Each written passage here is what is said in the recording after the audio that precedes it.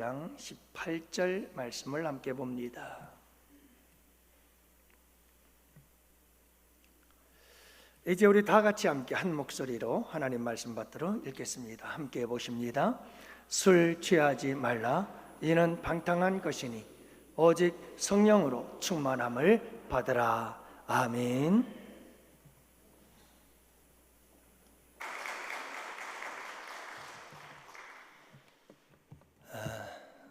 박용돈 교수님이라고 고신대학에서 교수를 역임하시고 지금은 목회를 하고 계시는 분이십니다. 그분이 쓴 책 가운데 성령 충만, 실패한 이들을 위한 은혜라고 하는 제목의 책이 있습니다. 이 책에서 그는 성령 충만은 경건의 노력과 수고에 대한 보상이 아니라 피나는 노력의 대가로 쟁취하는 은혜가 아니라 실패한 이들을 위한 하나님의 선물이다 라고 말합니다. 그는 이렇게 책에서 이야기를 하죠. 오순절에 임한 성령 충만의 축복은 주님을 신실하게 따르는 데 성공한 제자들이 아니라 오히려 철저히 실패한 제자들에게 주어진 선물이었다. 자격을 갖춘 이들이 아니라 부자격자로 확실히 판정된 이들에게 주어졌다. 그들의 선교 사역을 성공적으로 완수한 단계에 이르러서가 아니라 아직 아무것도 할 수 없는 무기력한 상태에 있을 때 주어진 은혜이다. 그게 성령 충만이라는 거죠. 여러분, 지금까지 신앙생활 하면서 실패하며 신앙생활 하셨나요?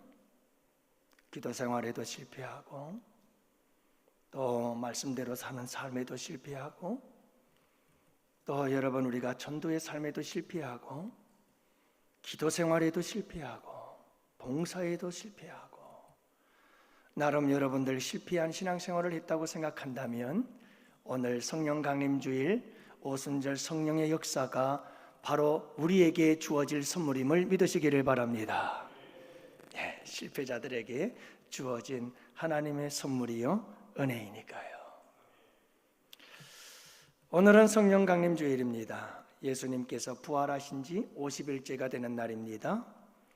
여러분, 이 성령의 역사를 보면 성경에 기록할 당시에 수신자들, 그러니까 이 성경의 서신을 받아보는 사람들의 상황과 처지에 따라서 성령의 역사를 다른 각도에서 조명을 합니다. 한 성령이지만 성령께서 각 교회들마다 시기마다 상황과 형편을 따라서 어떻게 역사하고 있는지를 다른 관점에서 바라보고 조명하고 설명해 주고 있습니다. 첫 번째가 사도행전적 성령의 역사입니다. 마가의 다락방에서 약속하신 성령을 기다리며 기도하던 120문도에게 성령이 임하고 성령이 역사할 때 교회가 세워지고 그 세워진 교회를 통해서 또 다른 교회를 세우는, 교회가 교회를 세우는 역사들을 이루어가기 시작합니다. 그것이 곧 하나님 나라의 확장이요 선교의 역사지요, 땅끝까지 교회를 통한 선교적 사역들이 이루어져 나가는, 그래서 사도행전적 성령의 역사는 선교적 성령의 역사라는 관점에서 바라보고 있다는 것을 알 수가 있습니다. 두 번째는 고린도전서적 성령의 역사입니다. 고린도전서에서는 세워진 하나님의 교회의 성도들에게 성령께서 은사를 부어주십니다. 그래서 성도들에게 은사를 주셔서 그 받은 은사를 가지고 하나님의 교회를 온전하게 세우며 하나님의 교회를 건강하게 세워가고 하나님의 교회를 위해서 섬기도록 하시는 역사, 바로 이 은사를 통해서 하나님의 교회를 온전하게 세워가는 역사, 이 역사를 관점에서 바라본 것이 고린도전서의 성령의 역사입니다. 그리고 세 번째로 오늘 본문 에베소서에서 주님은 성령의 충만함을 받으라고 말씀하고 계십니다. 도대체 에베소서에서 말씀하는 성령의 역사는 어떤 역사일까요? 사도 바울은 에베소 교회를 향해서 어떤 관점에서 이 성령의 역사를 이야기하고 있는 걸까요? 물론 에베소서는 교회론적 관점입니다. 하지만 여러분이 교회론 중에서 특별히 이 성령의 역사를 통해서 에베소서 성도들에게 사도 바울이 보여주고 있는 성령의 역사의 관점이 있습니다. 우리가 함께 살펴보면서 은혜를 나누는 복된 시간 될 수 있기를 축복합니다. 먼저 여러분, 성령 충만이란 무엇일까요? 오늘 본문에서 사도 바울은 에베소 교회 성도들에게 오직 성령 충만함을 받으라 라고 말씀하셨는데, 오직 성령으로 충만함을 받는다는 것은 어떤 의미일까? 먼저 여러분, 성령 충만은 명령입니다. 오직 성령으로 충만함을 받으라, 이건 명령입니다. 받아도 되고 안 받아도 되는 것이 아닙니다. 예수를 구주로 믿는 자들은, 그리스도인이라면 모든 성도들이 반드시 받아야 합니다. 이것이 성령 충만인 것이죠. 많은 사람들이 나는 예수님을 믿지만 성령 충만을 꼭 받아야 되나? 예수님만 믿으면 되는 거지? 라고 생각하는 경향이 있습니다. 그렇지 않습니다. 여러분, 예수님을 믿는다면 우리는 반드시 성령 충만을 받아야만 합니다. 이건 명령입니다. 절대적인 명령인 것입니다. 그러면 여러분, 성령 충만이란 무엇입니까? 이 성령의 충만함을 설명하기 위해서 먼저 성령의 내주하심에 대해서 말씀을 드리기죠. 우리가 예수님을 나의 구주로 영접했습니다. 내심으로 한 걸까요? 내가 예수님을 믿고 하나님의 자녀가 되었습니다. 구원받은 백성이 되었습니다. 하나님 나라의 백성이 되었습니다. 여러분, 이것이 우리의 힘으로 된 걸까요? 이것이 내 지력으로 된 걸까요? 내가 지식이 있어, 내가 지혜가 있어서 된 걸까요? 아니면 내가 이 사실을 깨닫고 예수님을 내가 내 의지로 그분을 모시게 된 걸까요?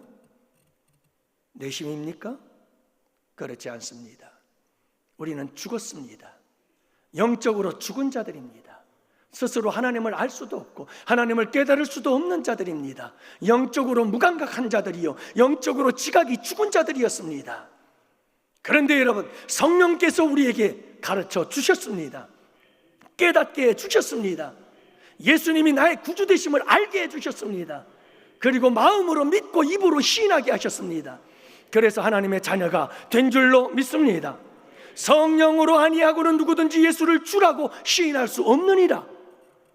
성령께서 역사하셨기 때문에 우리는 예수님을 구주로 고백하며 믿게 된 줄 믿습니다. 그러므로 여러분, 우리가 예수님을 믿었다고 하는 것은 이미 성령께서 나를 통해 역사하신 것이고 성령께서 내 안에 내주하신다는 사실을 믿으시기 바랍니다. 그렇다면 여러분, 내가 예수님을 믿고 끝이 아니죠. 성령께서 내 안에 계신다면 그것이 끝이 아니거든요. 우리는 성령 충만을 향해서 나아가야 되는 줄을 믿으시기 바랍니다. 내 안에 계신 그 성령님께 나를 내어드리기 시작하십시오. 내 안에 역사하고 계시는 보혜사 성령님, 영원히 떠나지 아니하시고 구원의 완성을 이룰 때까지 내 곁에서 나를 도와주시고 위로하시고 격려하시고 나를 견인차처럼 견인하여 끝까지 끌고 가실 그분, 그 성령의 충만한 역사를 사모하시는 우리 성도님들이 되시기를 바랍니다. 그분에게 나의 전 존재를 내어드리십시오. 나의 전 인격을 내어드리십시오. 내 삶을 그분에게 내어드리십시오. 그럴 때 여러분, 성령의 충만한 역사가 일어나게 되는 줄로 믿습니다. 성령을 사모하십시오. 그리고 구하십시오. 주님의 약속을 붙잡고 기도하시고 또 기도하시기를 바랍니다. 여러분, 우리 모두의 기도의 제목의 우선순위가 성령 충만일 수 있기를 원합니다. 그렇게 기도할 때 여러분, 우리 가운데 강력한 성령의 역사가 일어나게 됩니다. 사모하면 성령을 부어 주십니다. 그리고 오늘 말씀은 이렇게 말씀합니다. 술 취하지 말라. 이는 방탕한 것이니 오직 성령의 충만함을 받으라. 이 말씀 속에 놀라운 비밀이 숨겨져 있습니다. 성령을 받으려면 술 취하지 마십시오. 다시 말하면 방탕하지 마십시오. 순결을 사모하십시오. 성결을 사모하십시오. 깨끗함을 사모하고 진실을 사모하고 정직을 사모하십시오. 그럴 때 성령을 부어주실 것입니다. 사랑하는 양원의 성도 여러분, 날마다 죄를 회개하십시오. 너희가 회개하면 성령을 부어주시리라. 회개할 때 성령을 부어주시는 줄을 믿으시기 바랍니다. 여러분, 이렇게 성령은 명령입니다. 우리가 이 성령을 받아야 합니다. 여러분이 성령으로 충만함을 받을 때 어떤 일들이 일어나게 될까요? 작은 죄에도 민감하고 죄에 대하여 애통하고 슬퍼하며 여러분, 회개하는 역사가 우리 가운데 일어나게 될 줄 믿습니다. 성령이 임하면 선교의 영이 우리의 마음을 감동하사 영혼 구원에 대한 뜨거운 열정을 주시는 줄로 믿습니다. 어제도 여러분, 우리 아원교회 전도팀들 81명이 나왔습니다. 주방봉사, 기도팀, 그리고 7개 조로 나누어진 전도팀들이 여러분, 이 지역 일대를 조끼를 입고 누비며 50개의 조끼가 부족해서 50개를 더 추가해서 여러분, 그렇게 우리는 전도하고 있습니다. 저는 81명의 전도팀들이 전도팀이라고 생각지 않습니다. 우리 양원교회 성도들 모두가 다 전도팀이요, 우리는 모두 전도와 선교를 위한 완팀인 줄로 믿습니다. 성령의 충만함을 받으면 성령께서 역사합니다. 그래서 구령의 열정이 타오르게 되는 줄로 믿습니다. 이게 성령의 역사죠. 성령이 충만하면 은사가 임합니다. 그래서 하나님의 교회를 잘 섬기게 합니다. 성령이 역사하면 성화되어집니다. 날마다 변화되고 새로워지는 줄로 믿습니다. 예수 그리스도를 닮아가게 되는 줄 믿습니다. 하나님의 거룩하심처럼 거룩하게 되는 줄 믿습니다. 성령의 열매들이 맺혀지는 거지요. 이 놀라운 역사가 우리 가운데 있기를 축복합니다. 우리 양원교회는 정말 성령이 일하는 교회가 되기를 원합니다. 우리 양원교회 성도님들에게 여러분, 기관, 부서, 가정, 기업과 직장, 여러분 성령의 충만함을 받은 사람들의 놀라운 이야기들이 여러분, 우리 양원교회 성령의 일하심을 통해서 이곳저곳에서 날마다 끊이지 아니하고 고백되어지고 간증되어지고 이야기되어지는 아름다운 교회가 되기를 축복합니다. 그러면 여러분, 성령이 충만해질 때 에베소서 관점에서 어떤 일들이 일어나게 될까요? 성령 충만함을 받으라, 이 말씀 이하에 6장에 나오는 모든 말씀들이 다 성령 충만함을 전제로 하고 있습니다. 성령 충만하면 이런 일들이 있게 될 것이라고 말씀하고 계시는 겁니다. 그렇다면 여러분이 성령 충만함을 받으라 하고 말씀하신 이후에 성령 충만할 때 에베소서 관점에서 어떤 역사들이 일어날까요? 첫 번째가 성령 충만하면 부부관계가 회복됩니다. 22절, 아내들이요 자기 남편에게 복종하기를 죽게 하듯 하라. 남편들이요 아내 사랑하기를 그리스도께서 교회를 사랑하심 같이 하라. 여러분, 부부관계 회복의 역사를 이루어 주시는 분이 성령님이신 줄 믿으시기 바랍니다. 먼저 아내들에게 말씀하지요. 아내들에게 남편에게 복종하라고 말씀합니다. 여러분, 아내들이요 복종하십시오. 기분 나빠도 복종하세요. 속이 상해도 복종하십시오. 누구처럼 복종하라고요? 죽게 복종하듯 하라는 거예요. 죽게 하듯 복종하라. 사랑하는 아내들이요 남편을 복종하십시오. 주님처럼 복종하십시오. 남편 여러분, 기분 좋으시죠?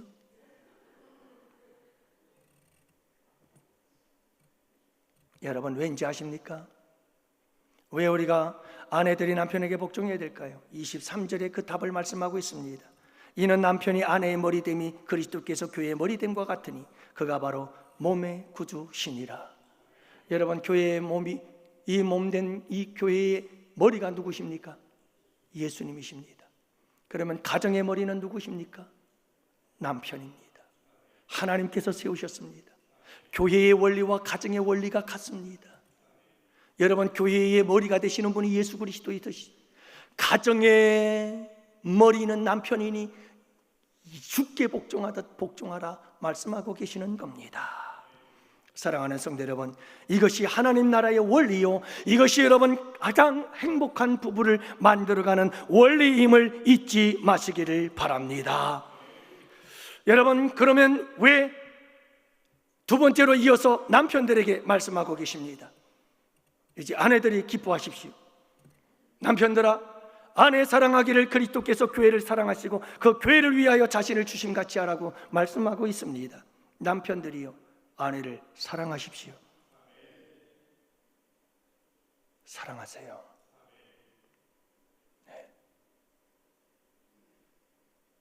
진짜 사랑하세요. 어떻게 사랑하라고요? 예수님이 교회를 위해서 십자가에 당신의 생명을 내어주신 것처럼 그렇게 사랑하라고요. 여보, 물, 이러지 마시고, 네? 여러분, 정말이에요.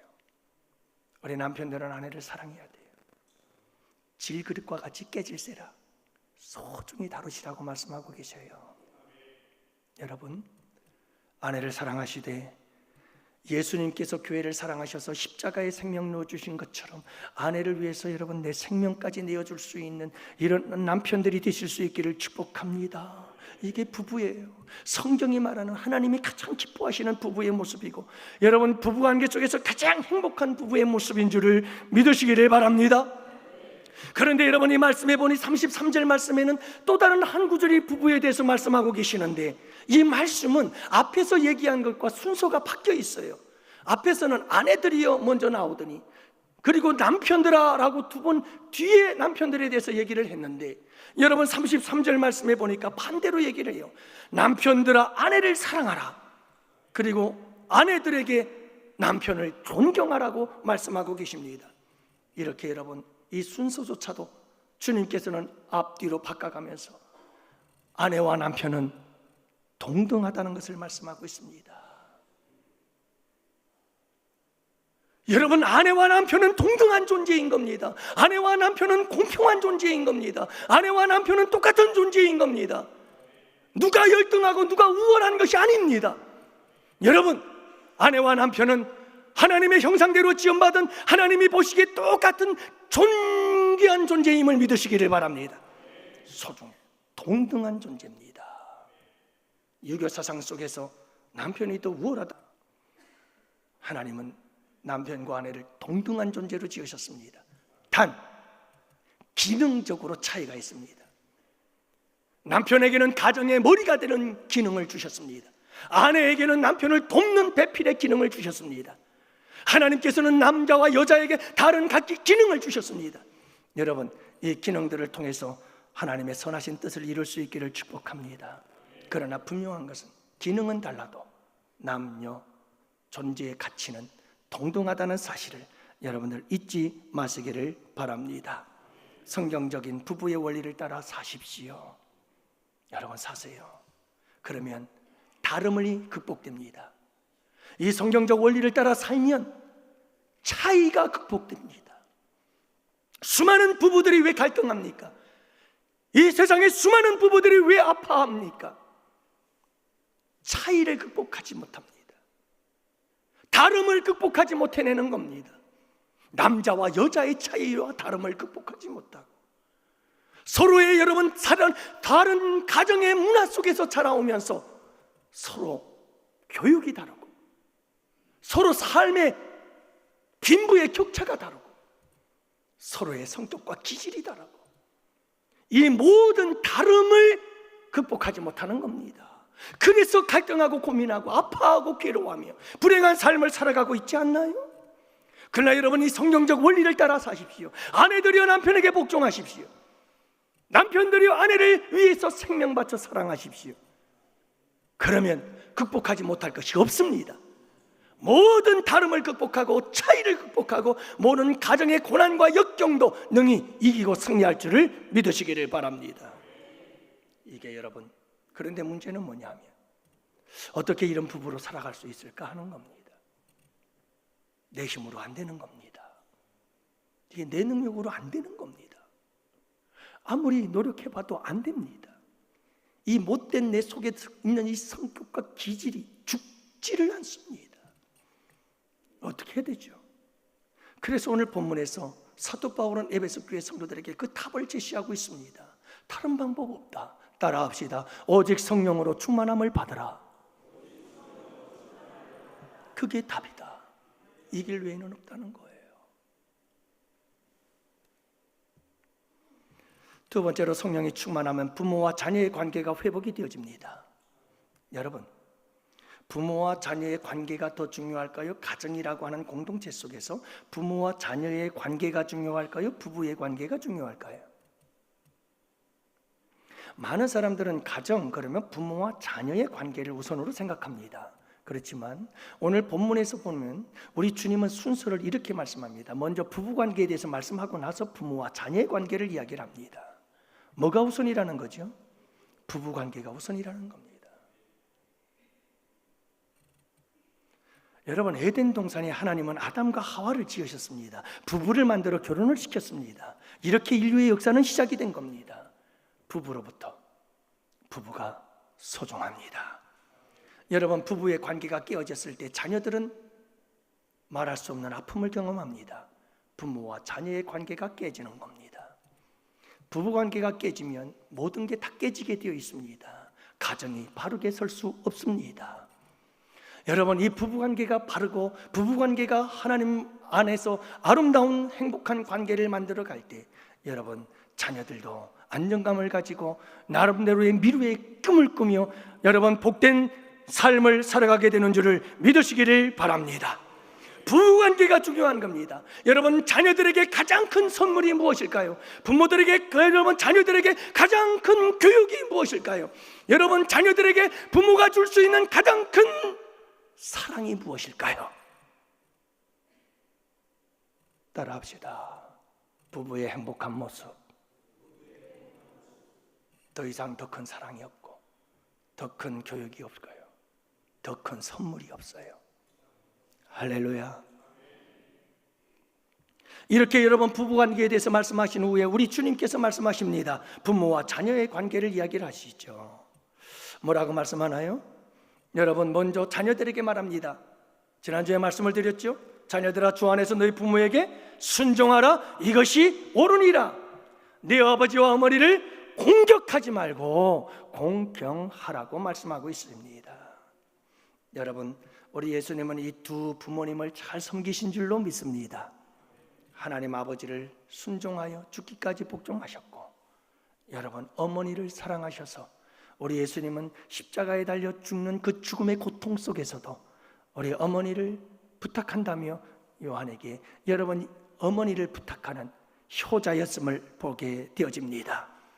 여러분, 자녀들이여, 부모님께 순종하세요. 꼭 순종하세요. 네.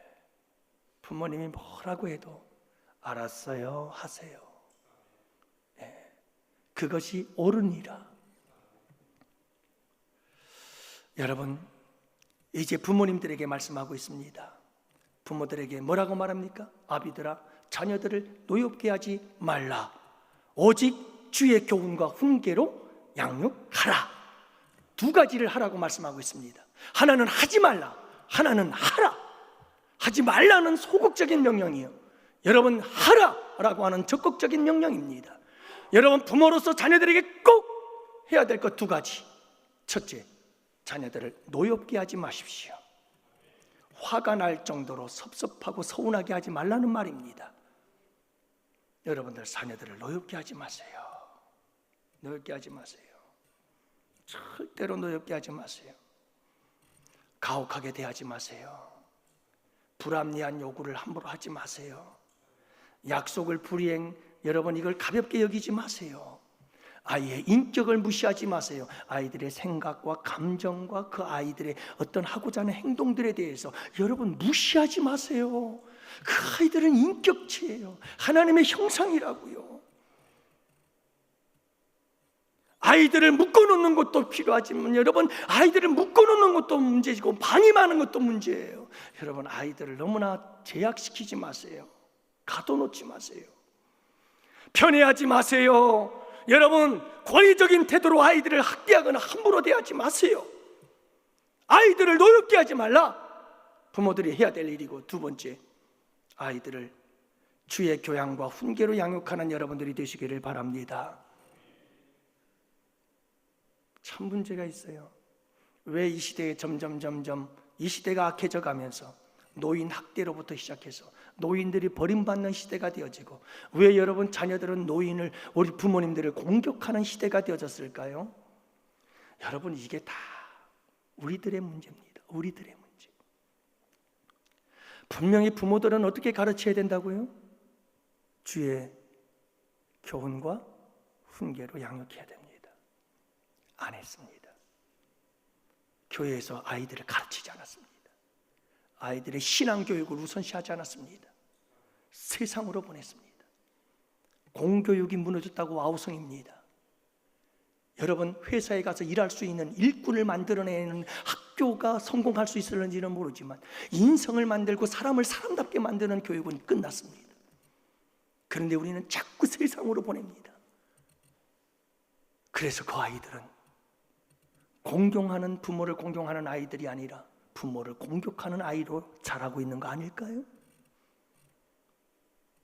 우리가 여러분 주의 교훈과 훈계로 하나님의 말씀으로 얘들아 하나님께서 말씀하셨다. 부모님에게 순종하라. 부모님에게 공경해야 된다. 이것이 옳은 것이다. 여러분 이렇게 가르쳤더라면 우리 아이들이 왜 부모님을 공격하겠습니까? 우리가 우리 아이들을 주의 훈계와 교훈으로 가르치지 아니하고 세상으로 내보낸 결과가 아닐까요? 사랑하는 양원의 성도 여러분, 부모들은 아이들에게 말씀을 가르쳐야 합니다. 신앙을 교육하는 것이 우선임을 믿으시기를 바랍니다. 사랑하는 성도 여러분, 그런데 문제는 이게 잘 안 된다는 거죠. 항상 우리의 문제는 여기에 있어요. 목사님 다 아는 걸 왜 자꾸 얘기합니까? 그렇죠. 그거예요. 여러분 자녀로서 부모에게, 부모로서 자녀에게 이게 안 되는 겁니다. 그냥 감정적이고 그냥 내 성질대로 하는 거죠. 이게 안 돼요. 내 힘으로 안 되는 거예요. 그래서 답이 그겁니다. 오직 성령으로 충만함을 받으라. 내 힘으로 안 되니까요. 내 힘으로 부모 건강이 안 되니까요. 내 힘으로 자녀들에게 여러분 믿음의 교육을 잘 시킬 수 없으니까요. 그러니까 오직 성령의 충만함을 받아야 되는 줄 믿으시기를 바랍니다. 세 번째로는 사회생활이, 성령 충만할 때 사회생활의 회복의 역사가 있게 되는 줄로 믿으시기 바랍니다. 여러분 성령 충만 그러면 사람들은 교회, 성령 충만과 교회와 연결을 시키죠. 성령 충만 그러면 조금 더 나아가서 가정 이렇게 연결을 시킵니다. 그러나 여러분 이 에베소서적 관점에서 보면 여러분 성령 충만은 교회를 뿐만 아니라 교회를 넘어 가정으로, 성령 충만은 교회와 가정을 넘어 세상 속에까지 여러분 성령의 역사가 우리에게 있어야 한다는 사실을 말씀하고 계십니다. 그래서 오늘 말씀해 보면 6장 5절 말씀에 상전들아, 상전들에게 말하기 전에 종들에게 말하죠. 종들아 상전에게 순종해라. 자 여러분, 그 당시에는 에베소 교회가 있을 그 당시 많은 종들이 있었습니다. 노예들이 있었습니다. 그리고 많은 주인들이 있었죠. 그런데 종들 가운데에는 많은 크리스천들이 있었습니다. 상전들 가운데, 주인들 가운데에도 많은 크리스천들이 있었습니다. 그들에게 사회적 삶의 원리를 이야기를 하고 있는 겁니다. 이 주종관계 속에서 어떻게 해야 될 것인가, 이것을 말씀하고 있는 것이 6장 5절 이하의 말씀인 거예요. 여러분 우리의 사회 구조를 보십시오. 우리가 살아가는 이 사회 구조는 항상 상하 구조로 되어 있습니다.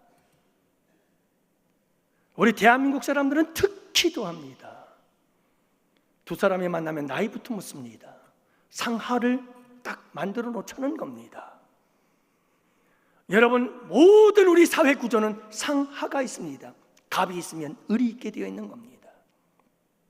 이 구조 속에서 우리는 어떻게 살아야 할 것인가, 이 사회 속에서, 이 세상 속에서 우리 그리스도인의 삶이란 어떤 것일까를 말씀해 주고 있지 않아요?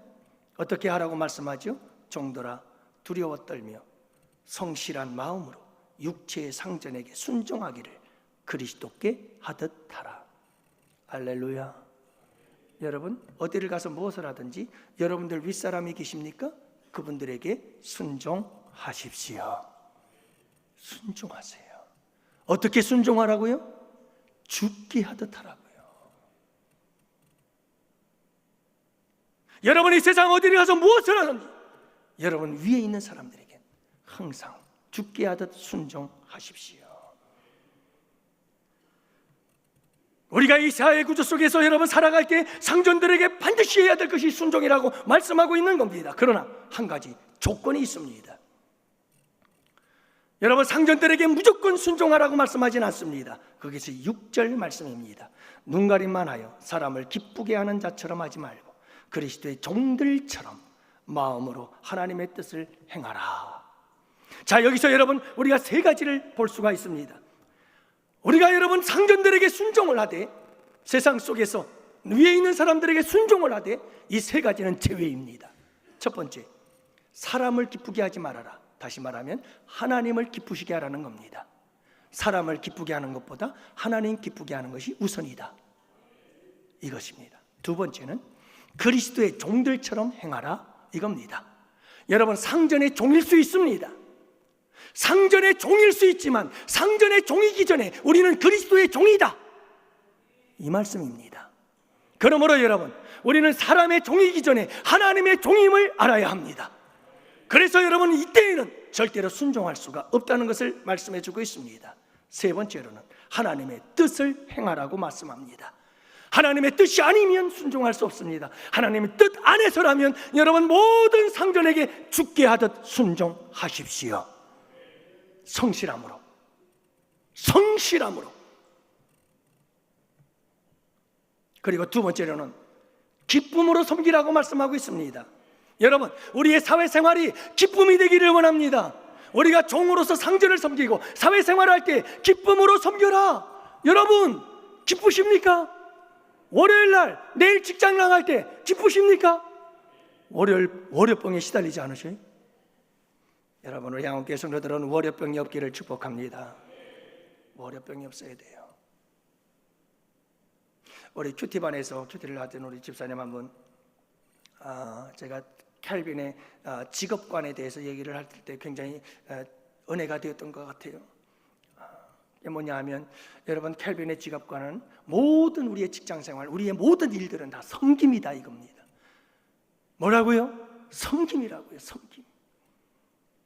이게 무슨 의미냐면 이렇습니다.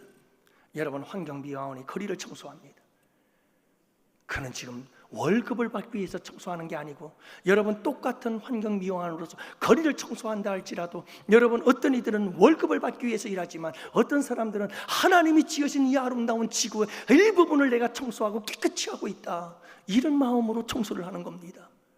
또 한 가지는 여러분, 똑같은 환경미화원으로서 거리를 청소하지만 어떤 이들은 내가 이 거리를 깨끗하게 청소함으로 아침에 출근하는 수많은 사람들이 깨끗한 거리를 걸어가면서 얼마나 상쾌하고 기분이 좋은 하루를 시작할 것인가, 이런 섬김의 마음을 가지고 여러분, 직장에, 사업장에 하루의 일터로 향하는 발걸음 어찌 기쁘지 아니하겠습니까? 여러분, 이 이야기를 했더니 충격을 받았어요. 그리고는 직장 생활을 하면서 직장을 즐겁게 기쁜 마음으로, 감사한 마음으로 열심히 직장 생활을 하고 있다는 고백을 들었습니다. 사랑하는 성도 여러분, 우리가 여러분 세상에 나가서 사회생활을 할 때 우리에게 중요한 것이 무엇이냐? 기쁨으로 해야 됩니다. 여러분, 월급 받기 위해서 일하지 마십시오. 이건 세상 사람들이 하는 겁니다. 우리는 섬김입니다. 여러분, 직장에서 주어진 일을 열심히 함으로 그 회사에서 제품이 만들어지고 그 제품이 만들어짐으로 여러분, 많은 사람들에게 생활에 도움을 주는 것입니다. 우리의 삶은 섬김입니다. 이 섬김을 가지고 나아가서 기쁨으로 일하십시오. 이것이 여러분, 성령 충만한 자들의 아름다운 삶인 것을 말씀해주고 있지 않아요? 상전들에게 말씀합니다. 상전들이요, 여러분들이 위에 계시나요? 사장님이신가요? 아니면 여러분 가장 부장인가요? 여러분들이 위에 계시나요? 아랫사람들이 있으신가요? 상전들에게 말씀합니다. 뭐라고 말합니까? 세 가지를 말씀하고 계십니다. 여러분, 잊지 마시기를 바랍니다. 첫째, 종들을 위협하지 말아라. 따라합시다. 위협하지 말아라. 여러분, 아랫사람들을 위협하지 마십시오. 다시 말하면 갑질하지 말라는 겁니다. 우리에게 절대로 상전은 종을 위협하지 말아라. 둘째가 뭡니까? 상전들아, 너희들이 상전이냐? 상전 위에 상전이 계시는데 하늘에 상전이 계신단다. 너희들이 상전이라면 하늘의 상전, 너희들 위에 계시는 상전 중에 상전, 그 상전이신 하나님을 잊지 말아라. 여러분, 항상 잊지 마십시오. 다윗의 위대함이 여기에 있었습니다. 그는 왕이었습니다. 그럼에도 불구하고 왕 위에 진정한 왕, 하나님의 계심을 그는 단 한 번도 잊지 않습니다. 그래서 하나님은 다윗을 위대하다고 하는 겁니다. 사랑하는 양혼의 성도 여러분, 잊지 마시기를 바랍니다. 세 번째를 말합니다. 상전들아, 하나님은 사람을 외모로 취하지 않는다. 그가 능력이 있느냐 없느냐 이거 보지 않습니다. 일을 잘하느냐 좀 못하느냐 이거 보지 않습니다. 하나님은 사람을 외모로 취하지 않습니다. 사랑하는 양혼의 성도 여러분, 우리 주님은 이것을 무엇을 의미하냐면 모든 사람을 존귀하게 여기신다는 말씀입니다. 이 시대는 사람을 외모로 판단합니다. 능력으로 판단합니다. 잘생겼느냐 못생겼느냐를 보고 판단하잖아요. 모든 게 다 외모로 판단합니다. 좀 있어 보이면 대단한 사람처럼 보고 없으면 무시하고. 그러나 여러분, 우리 주님은 외모로 사람을 보지 않습니다. 하나님은 모두를 존중히 여기십니다. 귀하게 여기라는 겁니다. 하나님의 형상으로 보라는 겁니다. 상전들이요, 잊지 마시기를 바랍니다. 결론이죠. 그런데 안 돼요. 이게 안 돼요. 아무나 하는 게 아니에요. 여러분, 오직 답은 성령 충만, 이것밖에 없다는 거예요. 그런데 우리는 성령 충만에 대해서 너무나 무관심하지 않았나요? 여러분, 제가 목회를 하면서 올 한 해 동안 하나님께서 제게 주신 도전이 있어요. 밤 기도마다 저는 3분의 2를 그 기도만 해요. 하나님, 성령님이 인재해 주세요. 성령이 역사하지 않으면 난 아무것도 할 수 없습니다. 저는 그 말씀이 제 뼛속에 깊이 깨달아지고 느껴졌어요. 주의 성령을 거두지 마옵소서. 이건 정말 지옥과 같은 고통이에요. 성령을 거두지 마옵소서. 성령이 떠나지도 않아야 하겠지만 여러분, 정말 성령을 사모하는 마음, 성령이 없이는 우리가 할 수 있는 게 아무것도 없잖아요. 예수의 영, 하나님의 영, 이 성령께서 우리 가운데 역사해야 우리의 가정이 살고 교회가 살고 이 사회가 살아나는 역사가 일어나고, 나아가서 마지막 결론은 영적 전쟁에서 승리하게 되는 줄을 믿으시기 바랍니다. 그래서 10장 10절과 11절 끝으로 너희 주 안에서와 그 힘의 능력으로 강건하여지고 마귀의 관계를 능히 대적하기 위하여 하나님의 전신갑주를 입으라. 여러분, 악한 사탄 마귀와 싸워서 이기려면 그 강건한 힘이, 그 담대함이, 그 용기와 지혜가 어디에서 나오느냐? 성령 충만 받으라. 성령 충만이에요.